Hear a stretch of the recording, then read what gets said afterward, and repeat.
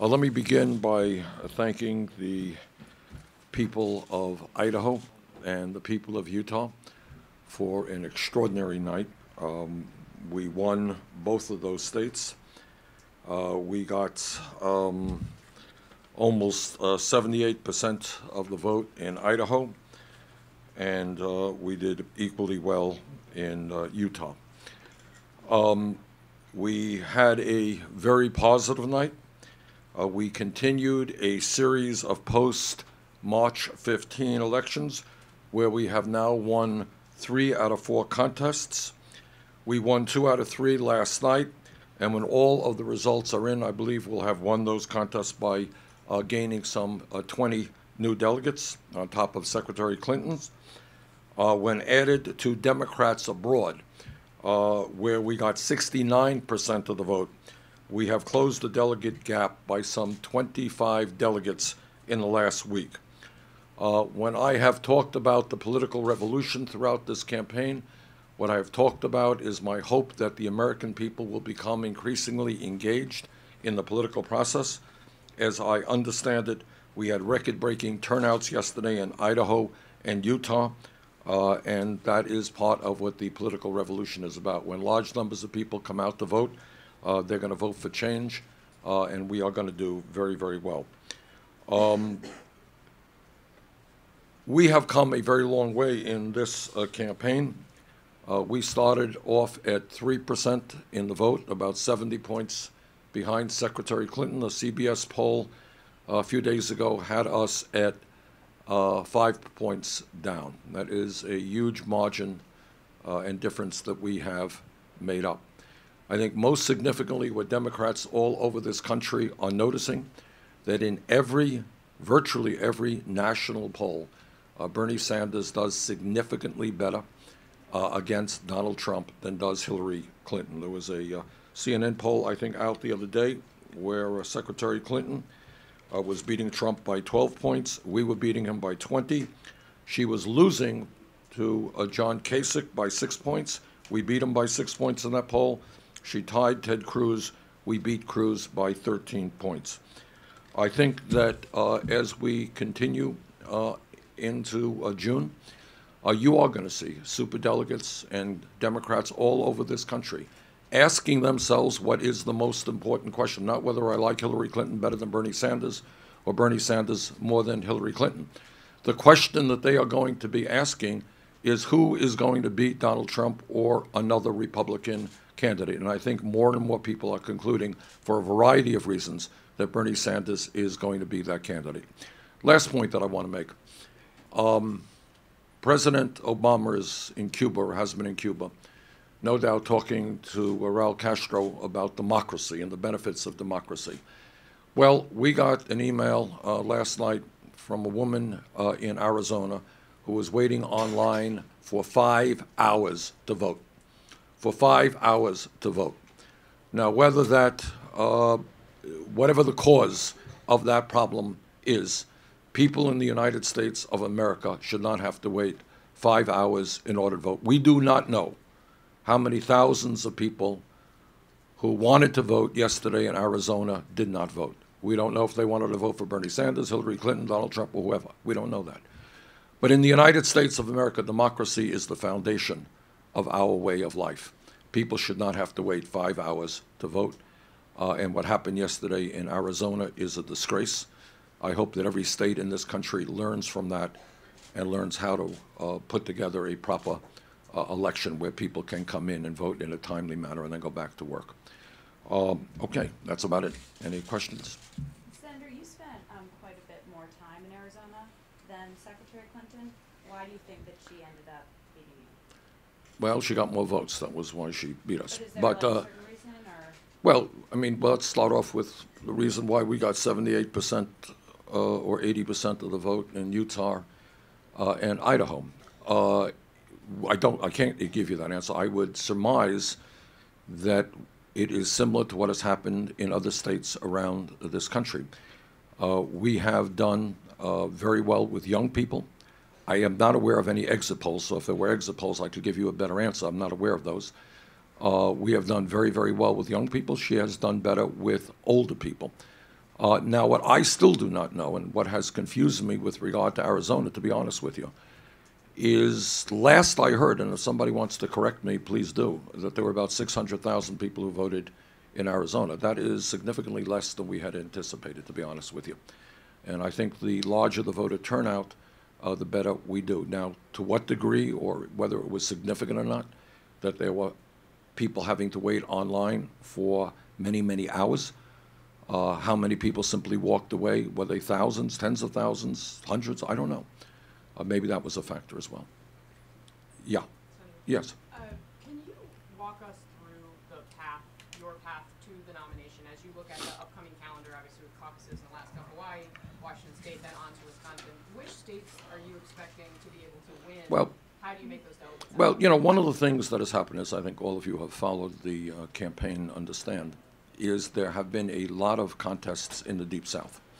And the Deep South, as it happens, is the most conservative part of the United States. We are now moving west, where I think you're going to find Democrats far more progressive. There will be, we did very well, obviously, in Utah and Idaho. This weekend, there will be contests in Washington, Alaska, and Hawaii. Now, I'm not into speculating. I don't know what the results will be. We're working hard in those states. We think we have a good chance to win those states. Obviously, the major states that are going to be coming up in the next weeks and months will be California, largest state in our country, and New York State. We are working hard in those states, and we think we have a good chance to win. So if we could do well as we did in Idaho and Utah, if we can do well in the state of Washington, and just a couple of days ago, again, I'm not predicting, I can't tell you what the results will be, but we had 35,000 people coming out to 3 rallies in the state of Washington just a few days ago. Now we're heading back there. So if we can win in Washington and Alaska and Hawaii, if we can pave the ground for a victory in California, in New York State, I think we have a path toward victory. How do you feel San Diego's rally went last night? Well, it was great. It was great. I wish we could have had a venue that could have allowed more people to get into one room. We had to do it into 2 separate rooms. But I don't know what we had out, 13, 14, 15,000 people. And again, one of the points that I want to make is what I am gratified about in this campaign is that we are doing so well with young people. And that's just not a demographic, you know. What that is the future of our country. It is the future of the Democratic Party.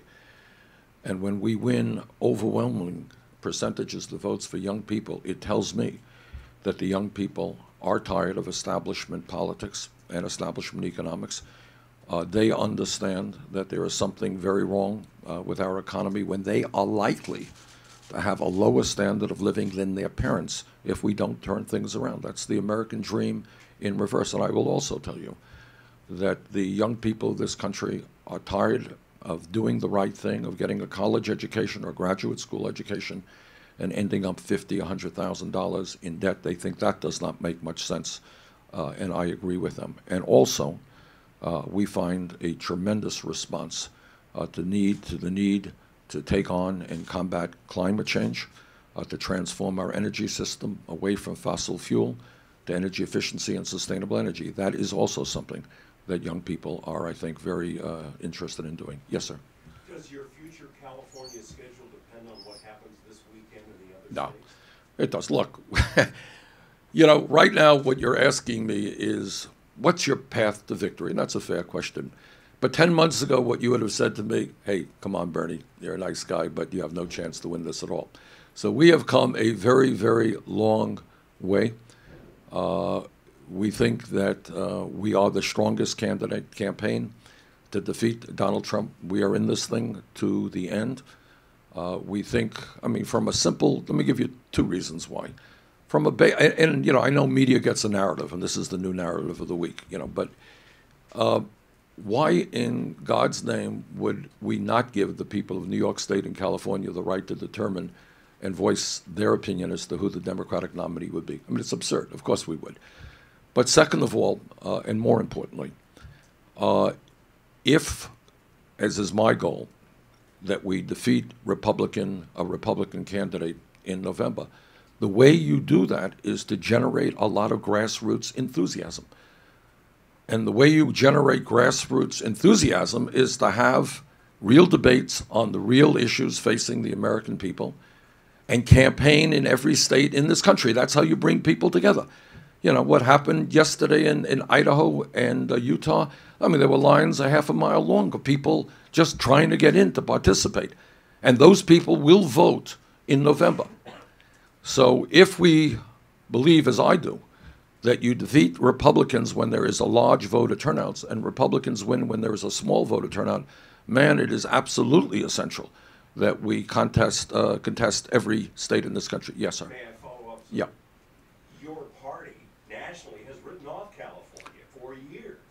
You're right. Until it's expedient. Well, that you raise a very interesting issue, one that I feel strongly about. And if elected president of the United States and de facto leader of the Democratic Party, I will change. I believe from the bottom of my heart, and this is not, I'm not introducing a new idea. I have to tell you that my fellow Vermonter, Howard Dean, raised this idea a long time ago. And that is, I don't understand how you could be a national party unless you're active in 50 states in this country. Democracy is, to me, what America is about. And you don't write off California because you, or Vermont, by the way, because you think these are strongly progressive states. The people here have a right to listen to the debates, to get deeply involved. This is the largest, California is the largest state in our country. So if elected president, if I become leader of the Democratic Party, we will revitalize the Democratic Party. It will become a grassroots party in 50 states in this country. Its effort will not simply be to raise money from wealthy people. Its effort will be to involve working people in a democratic way, young people in the process. You know, I have been to meeting after meeting all over this country. We have 10, 15, 20,000 people, young people, many of whom have never been involved in the political process, working people who have given up on the political process. They're coming out. And then I go to Democratic meetings, and you have 1,000 people out there. So we need to revitalize the Democratic Party, make it a party of the people. And when that happens, the Democratic Party will be strong all over this country. Let me just conclude by saying this.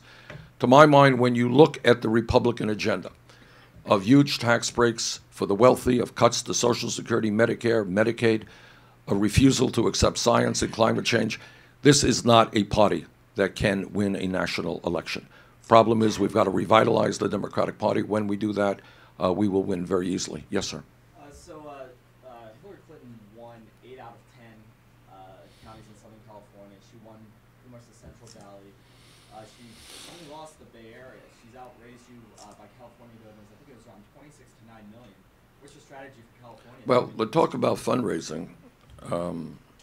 She may have outraised us in the counties, but we now have raised over 5.5 million individual campaign contributions. So if you want to talk, if you're talking about money equating to grassroots support, I don't think there is a debate, but that we have that. She raises a lot of money from wealthy people. That's true. Our average contribution is $27 apiece. I think we're well over 5.5 million individual contributions from close to 2 million people. I can't give you the breakdown for California. I'm not here to tell you that I think it's going to be easy to win here in California, but we are going to work very, very hard. The rally that we had last night will be the first of many. It was a great rally here in San Diego, and we're going to take that rally idea all over this great state. Yes, ma'am. Yes, ma'am. Senator, I was wondering, is Arizona an indication that more work needs to be done for the Latino vote? Well, we don't know, and you don't know. You know, what we learned is we started off in very low numbers with the Latino vote. If my memory is correct, we actually won the Latino vote in Colorado, and we have done increasingly well in other states. So I don't know what the breakdown is. I suspect that among young Latinos, we probably won. So we are doing very well, but obviously we can always do better. But I think we have made very significant progress with the Latino community. To follow up on that, I just want to see if you're going to be focusing, changing anything to be able to attract. Well, California is just, you know, I come from the state of Vermont, which in California would be a small town. You know, so it is such a huge state. And we are now, you know, putting together our organizational approach. And, you know, one of the difficulties is that media is so expensive here. I mean, you know, you could just spend a huge amount of money with relatively little media. So, you know, our campaign will be based on grassroots activism, as it always has been, on working and bringing out the vote with working people, with young people, with veterans. So we got a shot. It's not going to be easy, but I think we've got a shot to win here, and I think we've got a path to the White House. Yes, ma'am. Ma'am, yes. You guys spent a lot of money and time in Arizona and also in Ohio, so I'm wondering if you guys are changing any strategy. Well, let me talk about these things. So let me repeat it, because sometimes there is confusion. What we are talking about now are delegates, all right? We lost Illinois, and we lost Missouri. We lost, I think Secretary Clinton ended up with 3 or 4 more delegates than we do, all right? And I know the headlines is she won the state, but add them all together. We won with Democrats abroad, more delegates. The margin was greater than she won in Illinois and Missouri, okay? So the point is delegates at this point. And last night, as you know, we ended up with, I think, 20 delegates more than she did. That's what we got by winning decisive votes in Utah and in Idaho. I'm sorry, did I miss your point, or? Oh, I mean, but you guys spent like 1.3 million in ads in Arizona. Do you wish that you'd spent less time here? Do you feel like with all the effort you put in that you closed the gap a little bit? Look, again, it is a question of delegates. If we had lost Arizona to the degree that she lost Utah or Idaho, it would have been devastating. I don't remember the exact number of delegates. We'll be shy in Arizona. It's, what is it? We have a number, Mike, is it 15 or something? 15 delegates, all right. And if we had done poorly, it would have been 30 delegates or 40 delegates. So we won last night. Of the 3 states, we ended up with 20 delegates more than her. Throw in Democrats abroad, we had a pretty good week where we won 3 out of 4 contests and ended up with some 25 delegates more than she did. Thank you all very much. Okay. See you around, I am sure.